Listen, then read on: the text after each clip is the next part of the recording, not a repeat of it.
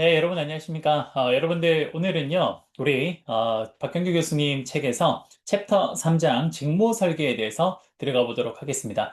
여러분들 우리가 지난 시간까지 교육 훈련에 대해서 공부를 했죠.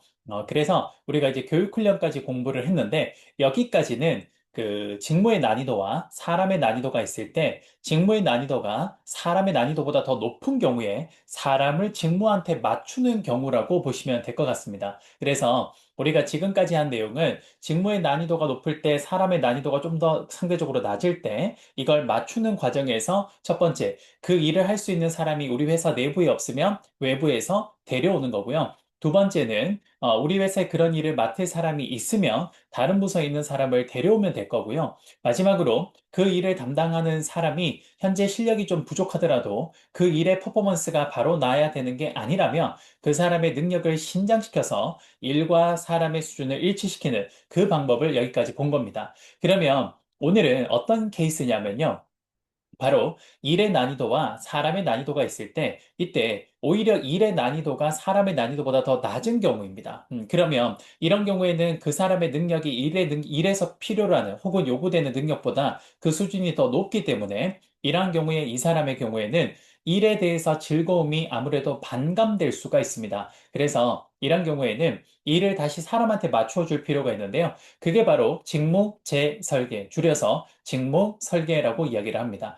박현규 교수님 책에서는 굉장히 서두에 나오고 있고요. 그게 바로 챕터 3장이 되겠습니다. 그래서 여러분들 우리는 지금 제가 설명드렸던 대로 그 인사관리의 논리의 흐름을 쫓아가다 보니까 약간의 교수님 책에서 앞과 뒤의 내용들이 좀 바뀌는 경우가 좀 있었는데요. 그 중에 한 챕터가 바로 이 챕터입니다. 바로 챕터 3장은 박경 교수님 책에서는 앞쪽에 서두에서 설명을 하고 있지만 제가 생각하는 논리에서는 이 챕터 3장은 지금쯤 공부하는 게 가장 바람직하지 않을까라는 생각이 듭니다. 자, 그러면 챕터 3장 직무 설계에 대해서 지금부터 한번 살펴보도록 하겠습니다. 늘 그랬던 것처럼 일단 직무 설계가 이 직무 재설계가 전반적으로 어떤 구조를 가지고 있는지 전체 그림을 판사 한 판으로 한번 보면서 그러면서 구체적으로 다시 내용을 하나씩 살펴보도록 하겠습니다. 자, 그러면 하나씩 지금부터 내용을 좀 살펴보도록 할게요. 자, 여러분들 보시면요. 오늘 배울 내용은 바로 직무 재설계입니다. 여기 보시는 것처럼 직무 재설계가 되겠네요. 그쵸? 여러분 지금 조금 안 보일 수가 있는데 제가 일부러 조금 키웠어요. 왜냐하면 전반적인 내용을 좀 보여드리려고 좀 이렇게 화면을 넓게 한 거거든요. 자, 지금 다시 좀 줌인을 좀 해볼게요. 자, 한번 봅시다. 자, 여러분들 지금 보시면요.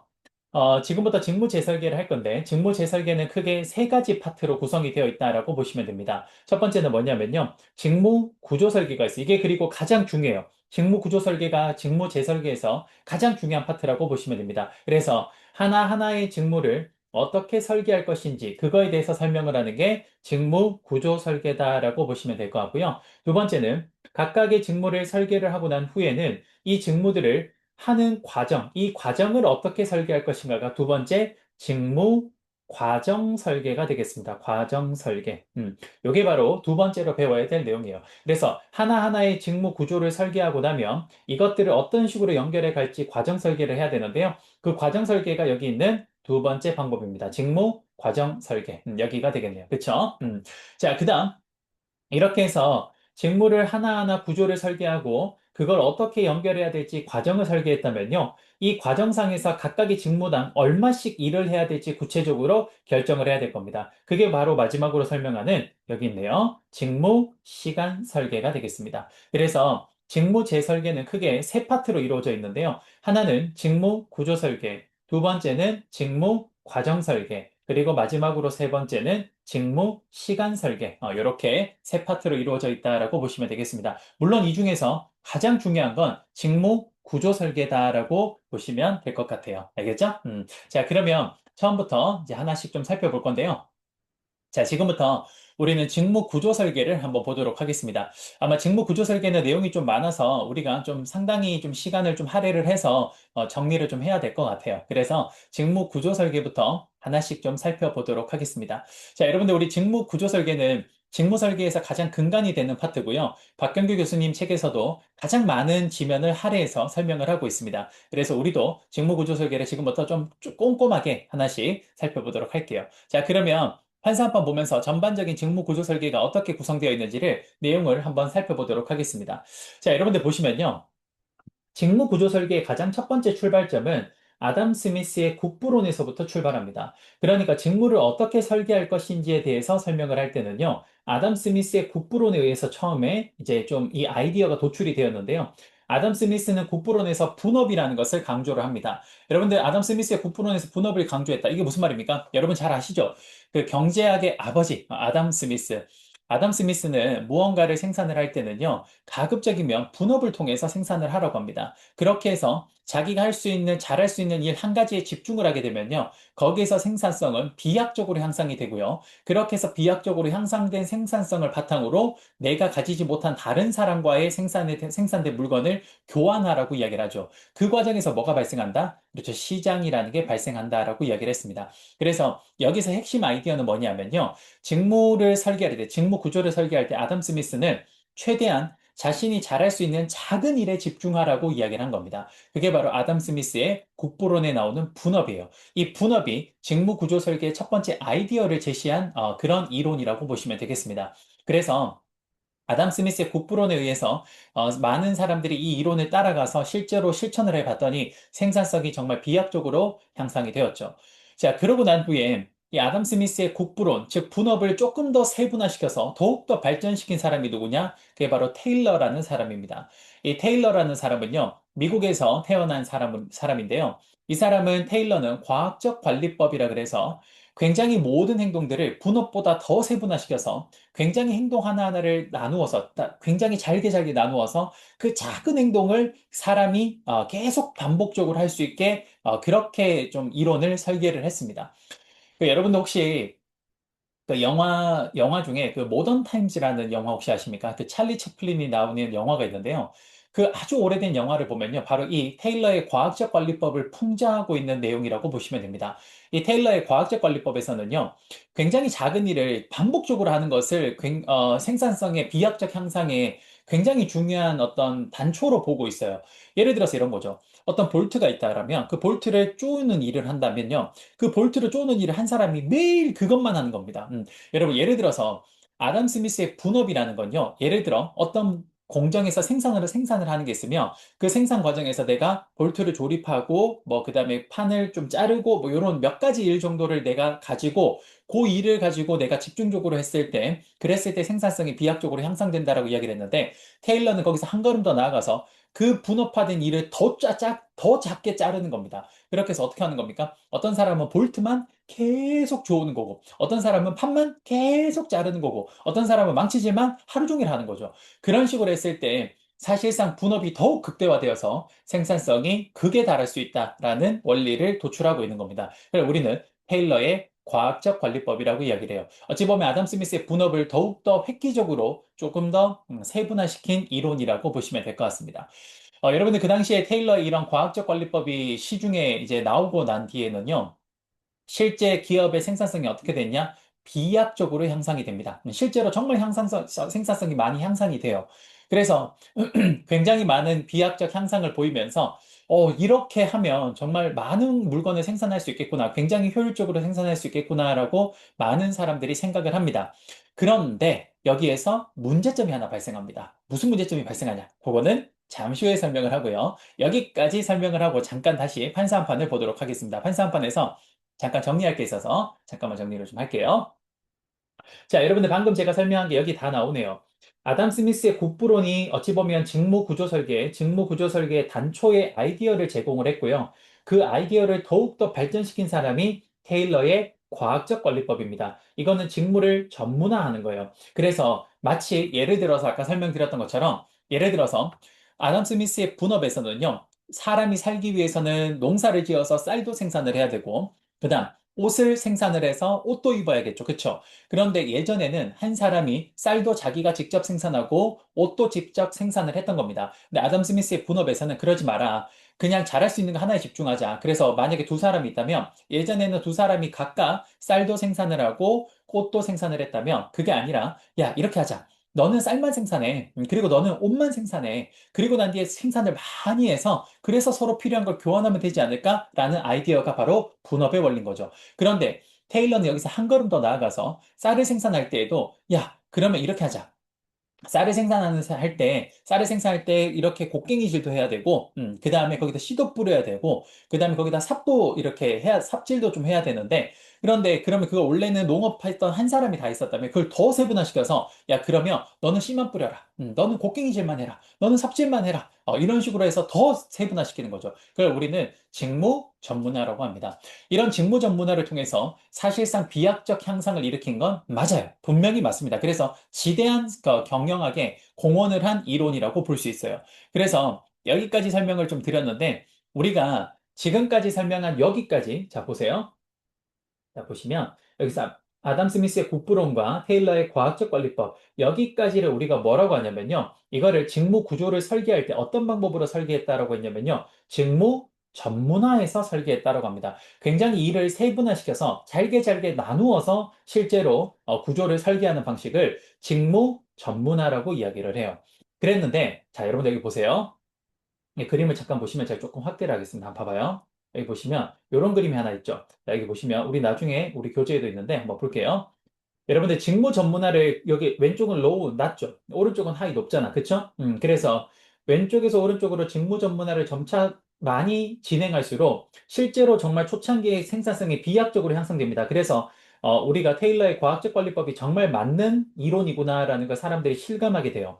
그런데 이 증가는 어느 순간 둔화되기 시작하다가 나중에는 오히려 직무 전문화를 더 심화했더니 이렇게 떨어지기 시작하더라는 겁니다. 그렇죠? 이렇게 오히려 직무 전문화를 더 아담 스미스 말대로 더욱더 세분화시켰음에도 불구하고 오히려 생산성은 떨어지는 이런 현상이 발생하더라는 겁니다. 그래서 이런 문제점이 발생을 해서 야, 이걸 뭔가 해결할 수 있는 방법이 없을까라고 고민하던 찰나에 우리가 무엇을 알게 된 거냐면요. 이런 걸 알게 됩니다. 뭘 알게 되겠냐면 우리가 지금 직무 전문화를 계속 심화시켰음에도 불구하고 생산성이 계속 떨어지는 거죠. 그래서 이게 왜 이럴까 고민을 하다가 그러다가 하버드 대학교의 메이오 교수님이라는 사람이 그 호송 공장이라는 곳에서 실험을 합니다. 그래서 그 실험에서 어떤 식으로 실험을 하냐면요. 사람들을 불러놓고 테일러가 시킨 방식대로 한 거예요. 그래서 직무 전문화를 계속 이렇게 진행을 심화시키면서 진행을 시켜봤는데 그런데 실험을 할 때 여러분들 비교 집단이 있을 거 아니에요. 그쵸? 그러니까 이 조작을 가하는 집단과 조작을 하지 않는 집단이 있을 텐데, 근데 이 두 개의 집단을 놔둬놓고, 그리고 실제로 실험을 했더니 어떤 식으로 일이 발생을 했냐면, 그 실험을 했던 집단에서, 그 조작을 했던 집단에서는 당연히 성과가 오를 거라고 예상을 했지만, 조작을 하지 않은 집단에서도 성과가 높아진 겁니다. 그래서 이 과정, 물론 요건 여러분 좀 더 자세하게 제가 설명을 좀 드려야 되는데, 우리가 지금 내용은 구조 설계라서, 다음에 혹시 제가 기회가 되면 이 내용은 좀 자세하게 다시 설명드릴게요. 그래서 어쨌든 이런 실험의 과정에서 좀 놀랍게도 한쪽이 증가하고 한쪽이 감소했으면 모르겠는데 둘 다 증가한 겁니다. 그래서 이런 이상한 결과가 나오게 된 거를 좀 의아하게 생각을 해서 좀 더 파고 들어봤더니 결국 결론이 뭐냐? 결론이 중요한데 결국 결론은 인간을 우리가 지금까지 너무 기계처럼 바라봤구나. 인간의 소외 현상이 발생했구나. 인간은 감정을 가지고 인간은 생각을 가진 동물인데 그런 것들을 너무 무시하고 단순히 생산성 향상을 위해서 인간을 도구로 전락시켰구나라는 생각을 하게 된 겁니다. 그래서 여기서 조금 더 비약적 생산성의 향상을 일으키기 위해서는 그러면 반드시 인간의 이러한 감정과 이성을 건드려 줄 필요가 있겠다라고 생각을 해서 그래서 인간의 감정과 이성을 조금 더 되찾을 수 있는 방식으로 직무의 구조가 다시 설계되기 시작합니다. 그게 바로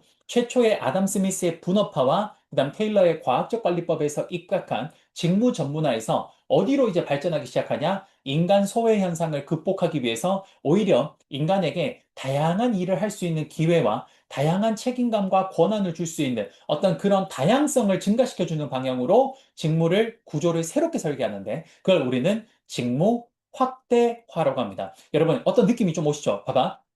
직무 전문화는 느낌이 어때? 넓은 측면에서 점차 좁게 가는 건데, 전문화. 그쵸? 점차 좁게 가죠. 그쵸? 그런데 직무 확대는 뭐야? 반대야. 오히려 여러분, 좁게 사람을 하나하나 조그마한 일만 시킬 수 있게 만들어줬던 것을 점차 어떻게 합니까?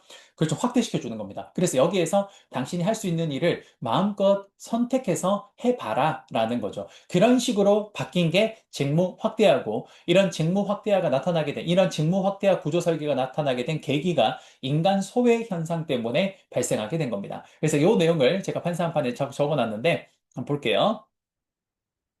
자, 여러분 다시 한번 조금 줄여서 한번 보겠습니다. 자, 여기 조금 보면요. 여기 있죠? 여기 보면 자, 여러분들, 우리가 아담 스미스의 굿브론으로 필두해서 나타난 테일러의 과학적 관리법까지 여기까지의 과정을 우리는 뭐라고 하냐면요. 전통적 직무 구조 설계라고 그러고요. 전통적 직무 구조 설계를 다른 말로 직무 전문화라고 이야기를 합니다. 이렇게 표현을 해요.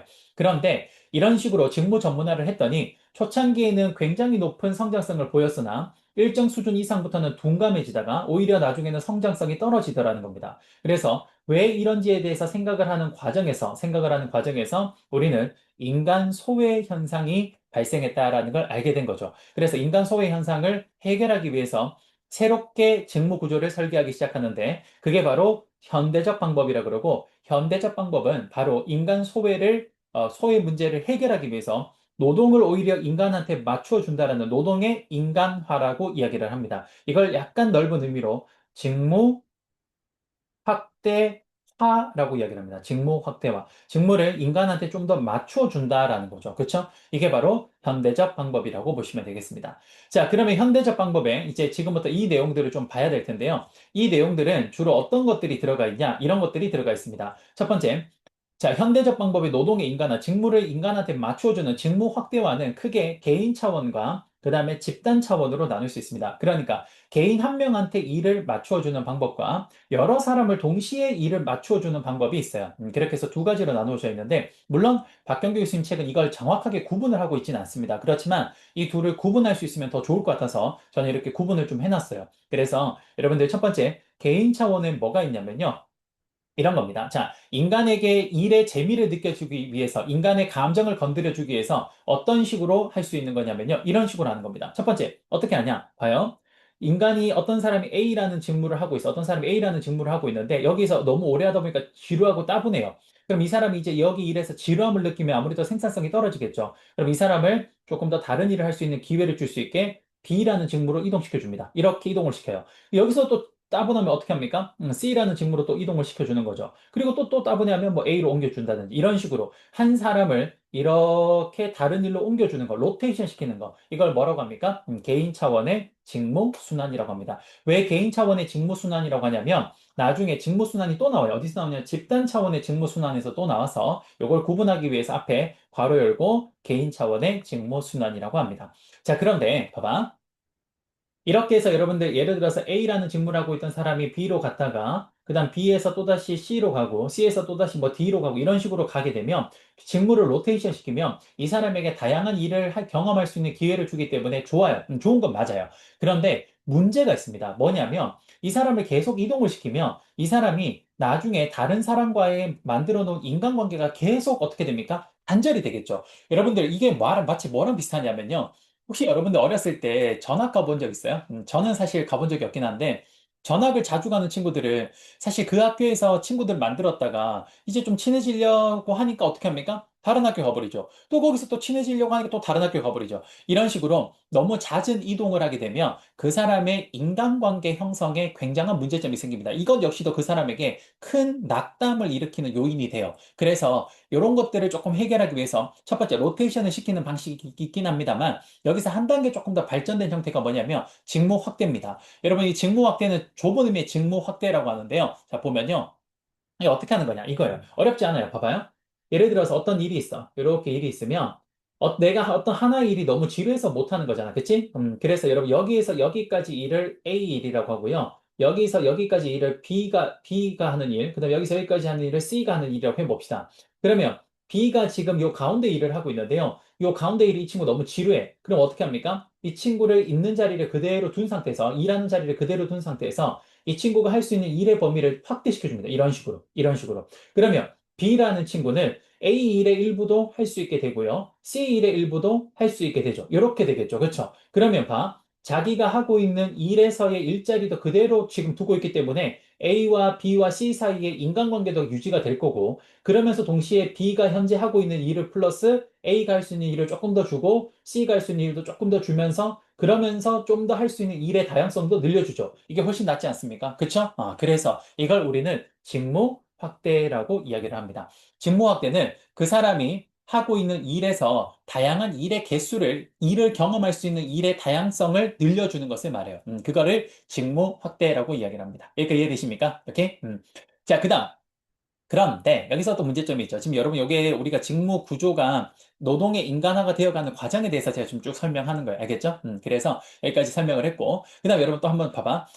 그런데 직무 확대는 참 좋은 방법이긴 합니다. 그 사람을 그 자리에 두고 거기에서 일을 할 수 있는 개수를 늘려준다라는 측면에서는 굉장히 좋은 측면인 건 맞아요. 그런데 문제점이 하나 있습니다. 그게 뭐냐면 단순 반복적인 일을 개수를 늘려준다 그래서 사람이 재미가 늘어나진 않아요. 무슨 말이냐? 내가 하루 종일 볼트를 이렇게 쪼는 일을 하고 있어요.